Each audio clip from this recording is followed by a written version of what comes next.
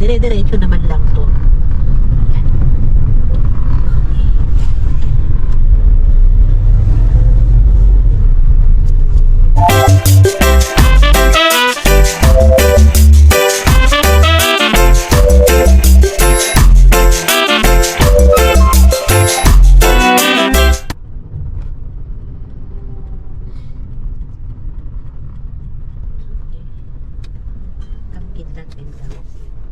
Ay, against the light ako. Okay, ayan. Pupunta po kami today, ngayong hapon, dito sa Barangay Biluso ito. Dito rin lang to sa Silang. Pupunta kami sa Divine Mercy. Doon. Pero, syempre, bago po muna tayo, nagta-travel pa naman kami, bago po tayo mag-proceed doon. Ay, thank you po muna ulit sa pag-follow nyo at sa pag-support nyo sa channel namin. At doon po sa mga bago, thank you din po sa chance na naibigay nyo para ma-share namin yung mga contents ng videos namin sa inyo at sana po ay nagugustuhan nyo.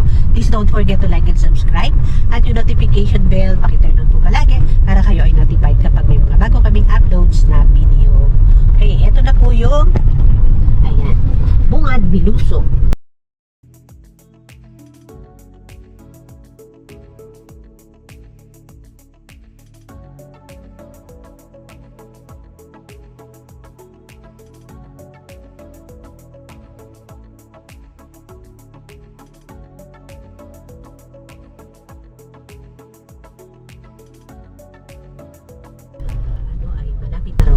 Nandun na, tinuturo tayo sa mga way. May mga ano siya, sign naman na magtuturo mo saan yung way. Anyway, dire-diretso naman lang to. Ayan.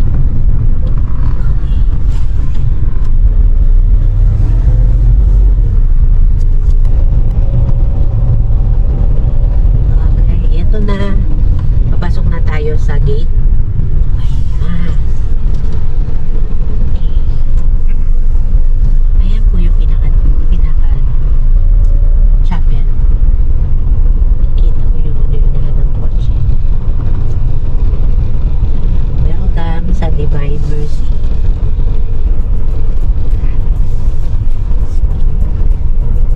Okay, andito na nga po tayo sa loob ng Divine Mercy Parish. Dito po ito sa Biluso, Silang, Cavite. Ayan, kung mapansin nyo, ayan po yung main gate. Yan po tayo pumasok kanina. At ito po, nasa northern portion po siya ng compound ng Divine Mercy. At pagpasok nyo sa entrance pa lang, kitang-kita nyo na po yung napakalawak at napakalinis na itsura ng buong kapaligiran ng Parish Church na ito. At syempre, ito po yung isang napaka-prominent place na prominent statue na makikita nyo, ang statue po ng Divine Mercy. Ayan, ipapakita po namin sa inyo yan ng mas malapitan mamaya at abangan nyo po yon. At syempre, together po ng aking asawa na as of now ay nagpapalipad na ng drone. Ayan po siya. Pero syempre, prior po doon sa pagpapalipad namin ng drone plus yung pagkuha namin ng footages dito sa baba, ay syempre humingi po muna kami ng kaukulang permiso sa pamunuan po ng Parish Church na ito para po dito sa aming gagawin na ito. At sa tulong po ng friend ng husband ko na si Cynthia, ay na-meet namin personally si Father Eric Orculio, ang Parish Priest po dito. Okay, sige po, ilibot na po namin kayo.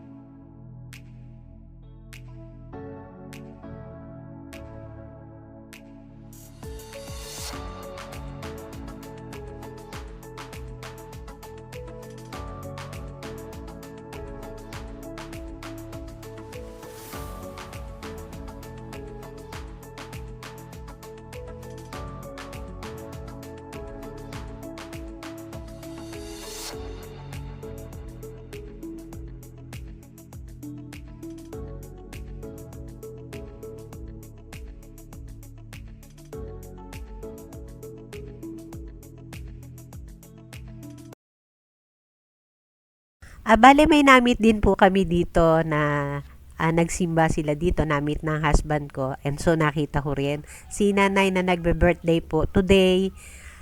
Nagsimba po sila dito sa Divine Mercy kasi nga po ay part ng celebration ng birthday niya. So happy birthday po sa inyo, nanay.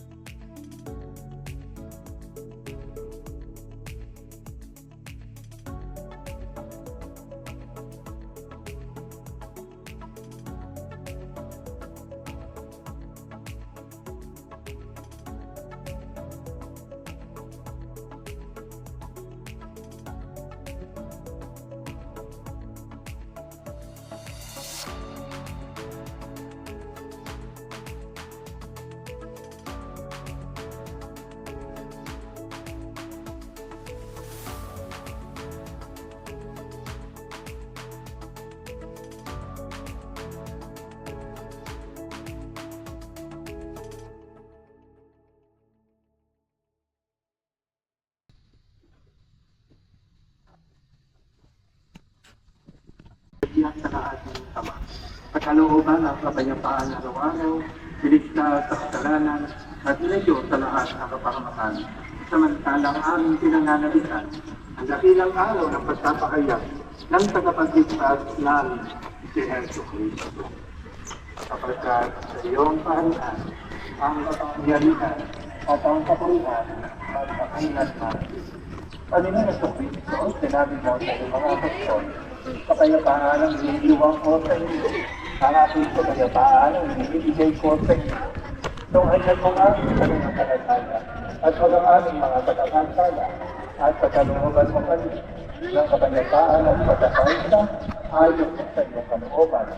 Kasama ng Espiritu Santo, magpasawalang hanggan.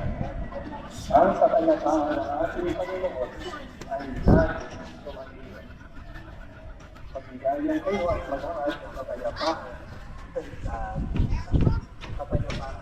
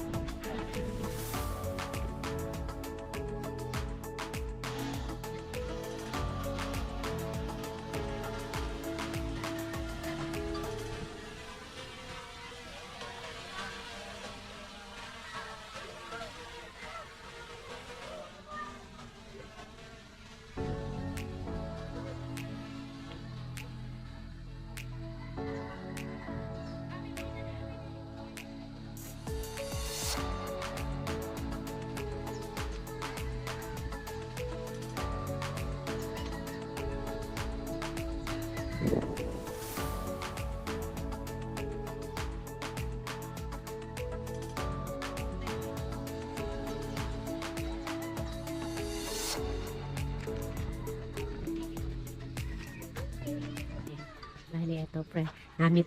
Namit namin dito sa sa Divine Mercy, yung friend ng husband ko. Matagal ng panahon. 2017, early retirement siya. So, possible mga 2015 pa siguro sila nagkita sila dito sa Divine Mercy. And at Ayan. the age of 69 until now, nagtitinda pa rin. Ang name ay si Mang Greg. Greg po. Greg, ayan. Apo. Tutuwa nga ako kasi pag tigil ng sasakyan namin, hindi niya kilala husband ko, pero asawa ko, natandaan siya. Tinitinda ko. Ayun. Ito ang ano niya, bali nagtitinda siya dito sa Divine Mercy. So, kung makakarating kayo or magsisimba kayo dito, daan na po kayo kay Mang Greg at bili kayo ng mga sweets. Gaya po nito. Ayan. Ayun yung price ko, mga pagkapupunta rito, Ayan. ano ako. Yung mga price ni ate, kung pupunta kayo dito sa Divine Mercy, ito po yung tinda ko. Ayan. Pasalubong yun. Pasalubong. Pwede na lang sa may diabetes. Ayun. Pwede raw naman sa lahat, wag lang doon sa may diabetes. Okay. Pasalubong. Baka puno, pastillas, pansa. Yung kapulo, pastillas, panutsa. wala namang kamong bulata yun.